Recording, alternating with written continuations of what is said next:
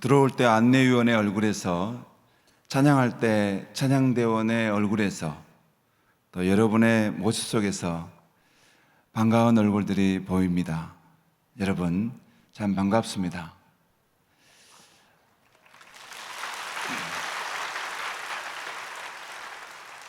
시집간 딸이 시댁에서 어르신들을 잘 섬기면서 화목하게 행복하게 잘 살고 있습니다. 이번에 친정집에서 불러주셔서 어제 하루 일산에서 잘 쉬고 오늘 와서 함께 예배드리니 너무 좋습니다. 여러분, 친정집보다 더 좋은 것이 있습니까? 여러분이 한소망교회 올 때마다 친정집과 같은 그런 기쁨과 편안함을 얻고 갈 수 있기를 바랍니다. 이 시간도 넉넉한 마음으로 들어주시면 감사하겠습니다. 요즘 저희 교회 새벽 기도의 시간에 여호수아서를 강의합니다. 여호수아서는 하나님께서 아브라함에게 약속하신 그 땅을 그의 후손들에게 주신다는 내용입니다. 여호수아서를 묵상하면서 저는 사람과 땅, 자연 환경과의 관계를 생각해 봤습니다. 인간에게 땅은 무엇인가? 사람들은 생을 마치면 고향 땅에 묻히고 싶어 합니다. 어머니의 품과 같은 대지 위에 잠들고 싶어 합니다. 그런 면에서 땅은 단순히 물리적인 것만은 아닙니다. 땅은 인간의 삶 전부입니다. 땅은 내 삶의 터전이며 내가 살아가는 데 필요한 소산물을 내어줍니다. 땅은 내 꿈이 자라는 곳이며 내 사업이 펼쳐지는 자리입니다. 내가 죽으면 묻히는 것이고 내 자손들이 자손만대 이어 살아갈 곳입니다. 펄벅의 대지나 박경리의 토지를 보면 땅을 생명처럼 소중히 여기는 사람들, 잃어버린 땅을 되찾으려는 사람들의 모습이 나옵니다. 땅을 중심으로 인간과 가족이 몰락하고 재건하는 모습이 나옵니다. 여호수아서는 이스라엘이 가나안 땅을 정복하고 그 땅을 분배하는 이야기입니다. 여호수아서 1장에서 12장까지는 이스라엘이 가나안 땅을 정복하는 내용입니다. 13장에서 19장까지는 하나님의 약속대로 이스라엘 12지파가 땅을 분배받는다는 내용입니다. 우리는 시간 관계상 부분적으로 오늘 말씀을 읽었는데요. 우리가 읽은 본문을 포함하여 여호수아서 13장 8절에서 33절까지 그 내용은 요단강 동쪽 땅을 루벤, 갓, 므낫세 반 지파가 분배받는다는 내용입니다. 그리고 14장에서 19장까지는 요단강 서쪽 땅을 남은 9지파 반에게 나눠주는 이야기입니다. 오늘 주보 첫 면은 이스라엘 12지파에게 분배된 가나안 땅의 모습입니다. 지도를 보면 지도의 한가운데를 수직으로 가르는 선이 있는데 그게 요단강입니다. 요단강 위쪽의 호수는, 작은 호수는 갈리 호수입니다. 그리고 아래쪽에 그 큰 호수는 사해바다입니다. 요단강을 경계로 동쪽 땅은 모세 때에 루벤, 갓, 므낫세 반지파에게 분배받은 나누어진 땅입니다. 그리고 이 서쪽 땅은 여호수아 때 가나안 땅을 정복하고 유대, 베냐민, 에브라임 지파와 같은 그런 9지파 반 사람들에게 분배해 준 땅의 모습입니다. 오늘 본문을 비롯해서 여호수아 전체에서 우리들이 기억해야 할 핵심 단어가 있습니다. 그것은 기업이라는 단어입니다. 기업이라는 히브리어는 나할라인데요. 기업이라는 우리말은 두 가지 뜻을 가지고 있습니다. 한자로 기업을 쓸 때 기자를 도모할 기라고 쓰면 회사로서의 기업을 의미합니다. 그리고 기자를 터기로 쓰면 기업은 삶의 터전으로서의 기업을 의미합니다. 회사로서의 기업은 사람의 머리로 계획하고 경영합니다. 하지만 삶의 터전으로서의 기업은 하나님께서 우리에게 주시는 선물이고 우리가 누리고 살아가는 것입니다. 그리고 후손에게 물려줘야 할 것들입니다. 물론 우리는 이 시간 하나님이 주신 삶의 터전으로서의 기업을 살펴보고자 합니다. 그런데 크게 보면 회사라는 기업도 하나님이 주신 삶의 터전이라는 더 큰 기업 속에 포함된다 할 수 있습니다. 개역 개정 성경에 기업이라는 말은 모두 271번이 나옵니다. 그 중에 쉬운 2번이 여호수아서에 나옵니다. 성경 66권 중에 여호수아서에 기업이라는 말이 5분의 1 정도가 나온다는 것이죠. 이를 보면 여호수아서에서 기업은 아주 중요한 개념입니다. 구약 성경에서 기업이란 하나님이 주신 선물을 의미합니다. 그리고 그 기업에는 하나님이 주신 자녀도 있습니다. 하지만 일반적으로는 하나님이 선물로 주신 그 땅을 의미합니다. 하나님께서 아브라함을 부르실 때 땅을 약속하셨습니다. 믿음의 선조들의 삶은 이 약속의 땅을 향하여 나아가는 삶이었습니다. 출애굽기, 민수기, 신명기는 이스라엘 백성들이 애굽을 나와 광야를 지나고 하나님의 약속의 땅으로 나아가는 과정을 보여주고 있습니다. 오늘 본문은 가나안 땅을 차지한 모세와 여호수아가 하나님의 명령을 따라 그 땅을 12지파에게 분배했다는 내용입니다. 그런데 특별한 점은 하나님은 성막을 섬기는 레위 지파에게는 땅을 기업으로 주지 않았습니다. 오늘 본문 13장 33절은 이렇게 말씀합니다. 오직 레위 지파에게는 모세가 기업을 주지 아니하였으니 이는 그들에게 말씀하신 것과 같이 이스라엘 하나님 여호와께서 그들의 기업이 대심이었더라. 왜 레위 지파에게는 땅을 기업으로 주지 않았습니까? 오늘 말씀에 보면 이스라엘 하나님 여호와께서 그들의 기업이 되었기 때문이라고 말씀합니다. 그렇다면 여러분, 과연 레위 지파에게만 여호와가 그들의 기업입니까? 다른 지파에게는 여호와가 기업이 아니어도 되는 것입니까? 그럴 수 없습니다. 레위 지파는 하나님의 하나의 대표입니다. 성경에서는 또 영적 세계에서는 대표가 중요합니다. 대표를 통해서 전체를 표현하죠. 우리의 물질 중에 11조를 드리는 것은 물질의 주권이 하나님께 있음을 표현하는 신앙입니다. 우리의 날들 중에 주일을 거룩히 지키는 것은 내 시간의 주권이 하나님께 있음을 표현하는 신앙입니다.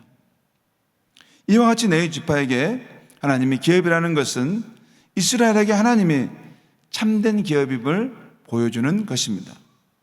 너 이스라엘은 기억하라. 땅이 아니라 나 여호와가 너희의 기업이라는 것을. 다음으로 신약 성경에서 기업이란 예수 그리스도를 믿음으로 하나님의 자녀가 된 성도들이 하나님의 나라를 상속받는 것을 말씀합니다. 로마서 8장 17절에 자녀이면 또한 상속자, 곧 하나님의 상속자요 그리스도와 함께한 상속자니. 우리가 하나님의 자녀이면 하나님의 상속자라는 것입니다. 요한계시록을 보면 하나님의 자녀들이 장차 누릴 영원한 기업의 모습이 나옵니다. 그것은 새하늘과 새 땅, 새 예루살렘 성, 영광된 몸, 그 나라에서 받을 상급과 일체의 축복을 말합니다.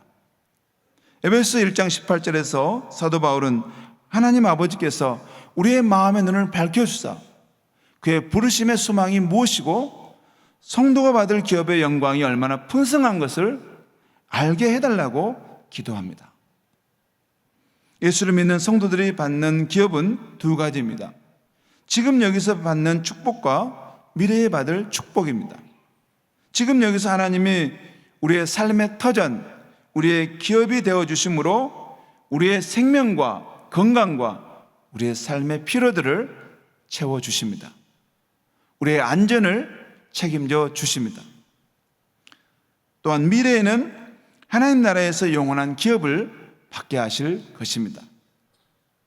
성경의 인물들인 아브라함, 이삭, 야곱, 다윗, 다니엘, 사도 바울의 삶을 생각해 보면 모두 다 하나님을 기업으로 삼아 살다갔던 사람들임을 알 수 있습니다. 특별히 다윗이 지은 시편 16편을 보면 다윗이 얼마나 하나님을 기업으로 삼아 살았는지를 알 수 있습니다. 시편 16편의 한 부분을 표준세 번역 성경으로 읽어보면 이렇습니다. 나더러 하나님을 말하라면 하나님은 나의 주님, 주님 밖에는 나의 행복이 없다 하겠습니다. 아 주님, 주님이야말로 내가 받을 유산의 몫입니다. 주께서는 나에게 필요한 모든 것을 주십니다. 줄로 재어서 나에게 주신 그 땅은 나에게 기쁨을 주는 땅입니다. 참으로 나는 빛나는 유산을 물려받았습니다. 주께서 날마다 좋은 생각을 주시며 밤마다 나의 마음에 교훈을 주시니 내가 그를 찬양합니다. 주님은 언제나 나와 함께 계시는 분, 그가 나의 곁에 계시니 나는 흔들리지 않습니다. 주께서 몸소 생명의 길을 나에게 보여주시니 주님을 모시고 사는 삶에 기쁨이 넘칩니다.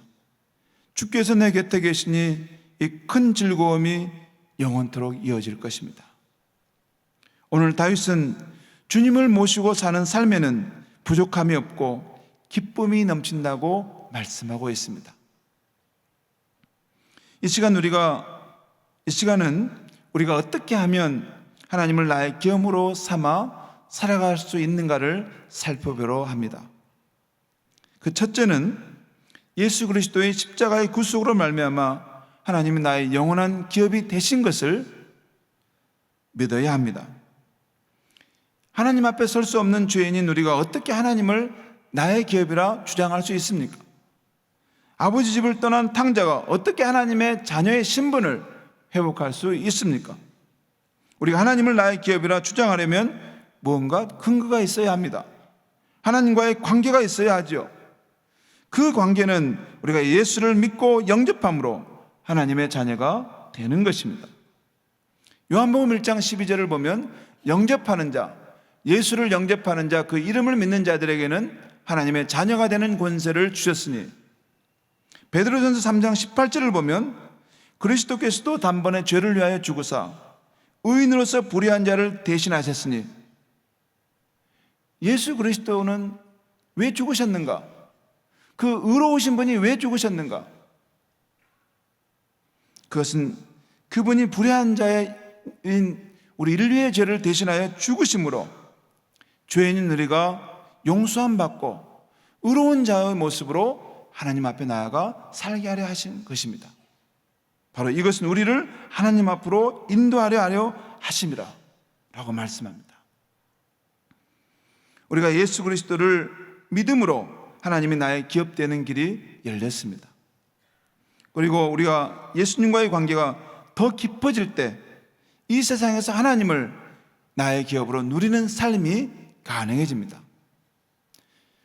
하나님이 나의 기업이 되었다는 것을 세운 것도 중요하지만 실제로 하나님이 나의 기업이라는 것을 누리는 삶은 더욱 중요합니다. 혹시 내가 예수를 믿으면서도 아직 진정한 삶의 행복감을 느끼지 못하신 분 계십니까? 로버트 멍어라는 분이 그런 분들을 위해서 내 마음 그리스도의 집이라는 책을 썼습니다. 그 책에서 그는 우리가 예수를 구주로 믿지만 온전히 주님으로 모시지 않기 때문에 삶의 행복감과 만족을 누리지 못한다고 말씀합니다. 예수 그리스도의 주되심을 인정하지 않기 때문이라는 것이죠. 내가 비록 구원받은 성도라 하더라도 그리스도를 온전히 주인 삼는 삶이 없으면 아직도 나는 온전한 삶의 기쁨, 삶의 승리를 경험하지 못할 수가 있습니다. 요한복음 14장 23절에서 예수님은 사람이 나를 사랑하면 내 말을 지키리니 내 아버지께서 그를 사랑하실 것이요 우리가 그에게 가서 거처를 그와 함께 하리라 라고 말씀하였습니다. 여기서 사람이 나를 사랑하면 우리가 그에게 가서 거처를 그와 함께 하리라 하는 이 말씀은 무슨 말씀입니까? 여기서 우리는 성부 하나님과 성자 예수님을 의미합니다. 그리고 그에게 가서라는 말씀에서 그는 주님을 사랑하는 사람입니다. 그러니까 성부 하나님과 성자 예수님이 주님을 사랑하는 자에게 가서 거처를 정하고 그와 함께 사시겠다는 약속의 말씀입니다. 와, 이 얼마나 놀라운 말씀입니까? 기독교 신앙인에게는 세상 사람들이 도저히 이해할 수 없는 당당함과 만족과 놀라운 기쁨의 세계가 있어야 하는 것입니다.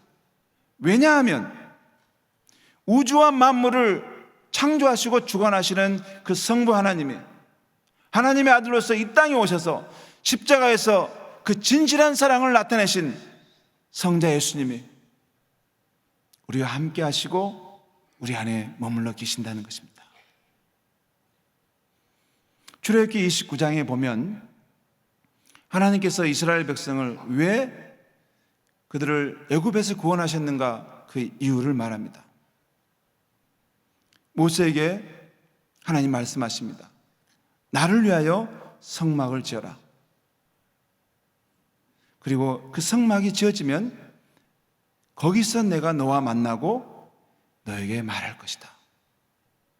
그래서 나는 너희의 하나님이 될 것이다 라고 말합니다.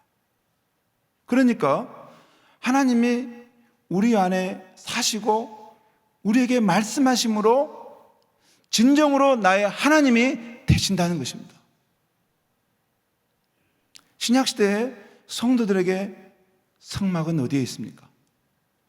예수를 주로 믿는 사람의 마음이, 그 마음이 하나님이 구하시는 성막인 것입니다. 우리가 마음의 지성소를 준비하면 그곳에 성부 하나님과 성자 예수님이 거처를 정하시고 함께 사신다는 것입니다. 여러분, 우주와 이 만물을 창조하시고 주관하시는 그 하나님이 그 십자가에서 그 놀라운 사랑을 보여주신 성자 예수님이 성령 안에서 우리 안에 거하신다는 것, 그 사람의 마음이 어찌 만족함이 없고 사랑의 능력이 없고 세상이 이해할 수 없는 그런 놀라운 기쁨이 없겠습니까? 바로 그것이, 그런 삶이 진정한 기독인의 삶인 것입니다. 성도 여러분, 예수를 믿지만 내 마음에 행복과 만족함이 없습니까? 예수님을 내 마음의 손님으로가 아니라 내 마음의 주인으로 인정하십시오. 예수님을 사랑하고 예수님의 말씀을 따라 살려 힘쓰십시오. 그러면 이 불안한 세상에서 하나님이 나의 든든한 기업임을 확신하며 살게 될 줄 믿습니다. 두 번째, 우리가 어떻게 하면 하나님을 나의 기업으로 삼아 살아갈 수 있습니까? 우리는 이 세상 그 무엇보다 하나님을 기업으로 삼아 살아야 합니다. 톨스토이의 단편 가운데 사람은 얼마만큼의 땅이 필요한가라는 작품이 있습니다. 도시 한 노인이 시골의 땅을 사기를 원했습니다. 그는 자기가 원하는 만큼의 땅이 있으면 누구도 부럽지 않겠다 생각했습니다. 그는 시골의 촌장에게 가서 땅을 사고 싶다고 했습니다. 촌장은 그러면 하루 동안 가지고 싶은 만큼의 땅을 표시하며 걸어 다닌 후에 해가 질 때까지 다시 출발점으로 돌아오십시오. 그러면 당신이 표시한 그 땅을 모두 다 드리겠습니다. 그 노인은 부지런히 뛰었습니다. 조금이라도 더 많은 땅을 차지하려고 쉬지 않고 뛰어다녔습니다. 옆을 지나다 보니 연못도 탐이 났습니다. 풀밭도 탐이 났습니다. 작은 숲도 탐이 났습니다. 어느 것 하나 가지고 싶지 않은 땅이 없었습니다. 해가 질 무렵에 간신히 출발점에 도착했습니다. 하지만 쉬지 않고 달렸기 때문에 쓰러져 곧 죽게 되었습니다. 그 노인에게 남은 것은 자기에게 묻힐 정도의 땅뿐이었죠. 성도 여러분, 우리가 가진 땅이, 그 재산이, 세상의 그 무엇이 우리 마음의 중심에 기업이 되면 욕망이 생깁니다. 그 욕망이 자꾸 커져서 결국 망하게 되죠. 세상은 인간의 탐욕을 채우기에는 늘 부족합니다. 그래서 성경은 말씀합니다. 여호와가 너희의 기업이 되게 하라. 하나님이 우리의 기업이 될 때 비로소 우리는 만족할 수 있습니다. 세상의 것들에 연연하지 않을 수 있습니다. 하나님의 사람 요셉이나 다니엘이 이 세상을 어떻게 살았는가를 묵상해 보았습니다. 그들은 세상의 모든 것을 소유한 대제국의 총리였지만 이 세상에 있는 것들을 자신의 기업으로 삼지 않았습니다. 그것들은 아침에 피었다 저녁에 시들어 사라지는 허무한 것인지를 정확하게 알았습니다. 그래서 그들은 오직 하나님만을 영원한 기업으로 삼아 살았던 것입니다. 성도 여러분, 현실적으로 나의 기업이란 무엇입니까? 내가 의지하며 사는 것입니다. 우리가 보통 이 불안한 세상을 살아가려면 의지할 것이 있어야 하지요. 믿음직한 남편, 잘 나가는 자식, 안정된 직장, 물려받은 유산, 나의 전문 지식, 이런 것들입니다. 요즘 초등학교 4학년인 제 막내가 스마트폰으로 열심히 하는 게임이 하나 있는데 그 게임의 제목이 내 꿈은 정규직입니다. 여러분 아직 잘 전달이 안 된 분이 계신 것 같아요. 내 꿈은 정규직입니다. 지금은 초등학교 4학년 때부터 시작해야 되는가 봐요. 근데 그 게임을 보니까 그 안에 가장 높은 자리에 사장님이 계시고 부장님, 과장님, 계장님 한참 밑에 가는데 끝에 가면 계약직 인턴 알바가 있어요. 근데 우리 막내는 아직까지 알바에 지금 헤매고 있어요. 거기 보면 뭐 이게 일을 엄청 많이 시키고 그 사장이 열정페이라고 해서 돈은 조금 줍니다. 그리고 조금만 잘못하면 공고사직 해가지고 잘립니다. 그래서 우리 막내가 지금 보니까 그 안에 너 어떻게 됐냐? 34번 잘렸어요. 제 막내의 소원이 거기 어떻게든지 계약직에 넘어서서 정규직을 가는 것입니다. 여러분, 이 불안한 세상에 정규직 하나 갖고 있으면 마음이 안정될 수 있죠. 하지만 여러분, 그런 것들이 우리가 영원히 의지하고 살 수 있는 보증이 될까요? 문제는 이 세상의 것들은 어느 순간이든지 흔들릴 수 있고 점점 쇠락해 간다는 것입니다. 우리는 하나님이 주신 이런 기업들을 누리고 사용할 수는 있지만 근본적으로는 하나님만이 우리의 진정한 기업이 됨을 잊어서는 안 되는 것입니다. 지난 7월 광주를 지나가다 수박과 바나나를 사들고 잠시 고향집 어머니를 찾아뵀습니다. 집 가까운 길이 옛날과 달리 많이 변했더군요. 차가 밀려 천천히 서행하는 중에 돌아가신 아버님 생각이 났습니다. 항상 그 도로 길을 따라서 시장에 리아카 끌고 가셨다가 해질녘이면 돌아오시곤 했습니다. 제가 서울에서 신대원 다니다 광주에 오면 시장에서 물건을 파시던 아버님을 찾아뵙기도 하고 돌아올 때면 아버님과 함께 리아카를 끌고 오던 그 길이었습니다. 그 길을 함께 걷던 아버님에 대한 기억에 잠겨 있는데 문득 아버지의 존재는 이 세상에 계시지 않는다는 것이 깨달아졌습니다. 5년 전에 아버님은 소천하셨습니다. 어머님도 이제 쇠락해져 가는 집처럼 기력이 약해져 갑니다. 제가 어렸을 때 그 부모님은 저의 기업이 되어 주셨습니다. 저는 그 부모님의 품 안에서 사랑을 받아 자랐고 꿈을 꾸었고 세상을 살아갈 준비를 했습니다. 그런데 이제 내 존재의 삶의 터전이고 기업이 되어 주셨던 부모님이 점점 사라져 갑니다. 그러면 나는 누구를 나의 영원한 기업으로 삼아야 할까요? 열왕기하 13장에 보면 엘리사가 병이 들어 죽어가는 장면이 나옵니다. 그때 요아스 왕은 이스라엘의 국부였던 엘리사를 찾아와 내 아버지여 내 아버지여 이스라엘의 병거와 마병이여 하고 눈물을 흘리며 옵니다. 요아스 왕에게 하나님의 사람 엘리야는 그 어떤 이방의 군대와 힘보다도 더 의지가 되는 존재였습니다. 자신의 평생의 의지가 되었던 영적 아버지가 죽으면 이제 나는 누구를 의지하며 살아야 하는가 하는 마음으로 슬퍼했던 것입니다. 요즘 제 마음에 늘 묵상하고 다니는 말씀이 있습니다. 주여, 주여, 주는 대대에 우리의 거처가 되셨나이다. 산이 생기기 전, 땅과 세계를 주께서 조성하시기 전, 영원부터 영원까지 주는 나의 하나님이시니이다. 사랑하는 성도 여러분, 하나님만이 나의 영원한 기업이 되시는 줄 믿습니다. 세 번째, 우리는 어떻게 하면 하나님을 나의 기업으로 삼아 살 수 있습니까? 셋째는 우리는 이 세상만이 아니라 영원한 세상 속에서도 하나님을 기업으로 삼아 살아갈 것을 믿어야 합니다. 히브리서 11장을 보면 이 세상을 믿음으로 살다간 위대한 하나님의 사람들의 이야기가 가득합니다. 그들은 믿음으로 하나님의 약속의 성취를 받기도 하고 나라들을 이기기도 하고 놀라운 기도 응답을 받기도 합니다. 다니엘과 같은 이는 사자들의 입을 막기도 하고 그의 세 친구들은 극렬한 풀무불 속에서 아무런 상함을 받지 않고 깨끗하게 건진받습니다. 그런데 또 어떤 이들은 하나님의 약속을 받기는 했어도 그 약속의 성취는 이 땅에서 보지 못하고 죽어야 했습니다. 히브리서 11장 13절을 보면 이 사람들은 다 믿음을 따라 죽었으며 약속을 받지 못하였을 때 그것들을 그 약속의 성취를 멀리서 바라보고 환영하며 죽었다는 것입니다.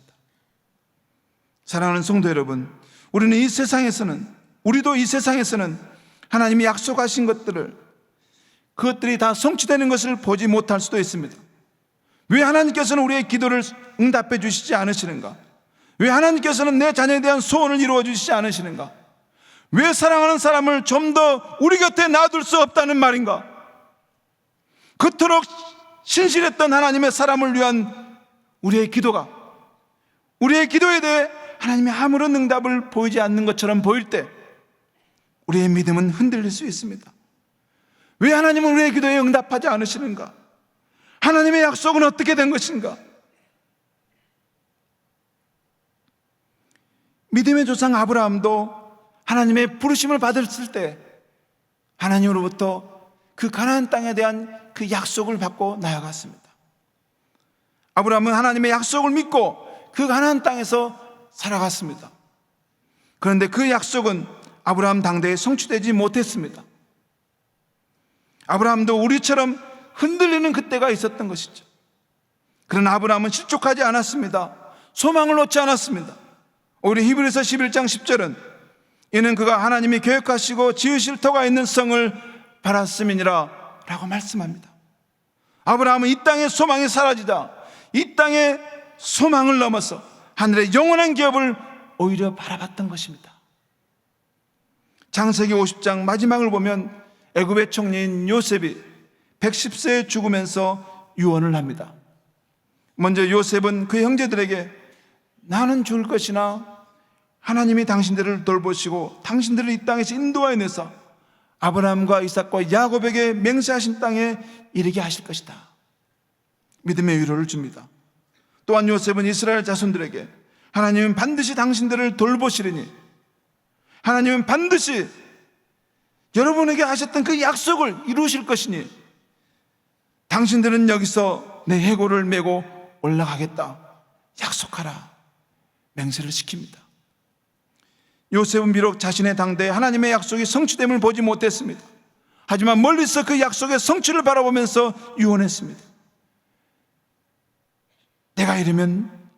내가 이르면 반드시 하나님께서 그 땅에 대한 약속을 이루실 것이다. 너희는 그때를 준비하고 살아라. 그때가 오면 내 해골을 수습하고 그것을 메고 가라. 가서 하나님이 주신 그 기업의 땅에 나를 묻어라. 그 땅은 나와 내 후손에게 주신 하나님의 약속의 땅이다. 요셉은 자신의 죽음 후에도 하나님은 영원히 살아계셔서 그 약속을 이루어 가실 것임을 믿었던 것입니다. 여호수아와 이스라엘 후손들은 이 위대한 하나님의 사람의 유언을 정확하게 기억하고 있었던 것입니다. 이후에 땅에 대한 하나님의 약속은 여호수아 시대에 와서 성취됩니다. 여호수아서 가장 마지막인 24장 32절에 이렇게 내용은 마치고 있습니다. 또 이스라엘 자손이 애굽에서 가져온 요셉의 뼈를 세겜에 장사하였으니 이곳은 야곱이 세겜의 아버지 하몰의 자손에게서 산 밭이라. 그것이 요셉 자손의 기업이 되었더라. 요셉이 묻혔던 그 세겜은 가나안 땅의 한 중심에 위치하는 자리였던 것입니다. 이렇게 요셉은 자신의 당대에 하나님의 약속의 성취를 보지 못하고 죽었지만 그의 후손들을 통해 하나님의 약속이 성취되었던 것입니다. 사랑하는 성도 여러분, 우리는 예수 그리스도의 십자가의 구속을 믿음으로 하나님의 자녀가 되었고 하나님을 나의 영원한 기업으로 삼게 되었습니다. 이 세상 나그네 길을 살아갈 때 하나님이 맡겨주신 가정과 교회와 직장이라는 기업을 잘 관리하고 우리는 때가 되면 영원한 기업이신 하나님의 품으로 돌아가는 것입니다. 우리는 세상의 그 무엇보다 세상의 그 무엇을 우리의 마음의 기업으로 삼지 않고 참된 기업이신 하나님과 하나님의 약속하신 하늘의 영원한 기업을 늘 바라보고 살아야 할 줄 믿습니다.